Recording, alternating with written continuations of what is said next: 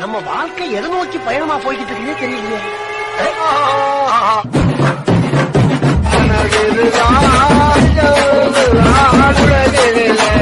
யார் வெள்ளுவார் யார் வெள்ளுவார்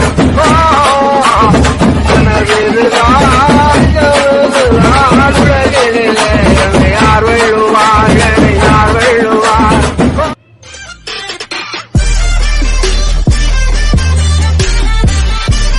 ஐயோ அலாட்டாய்க்கடா அலாட்டாய்க்க.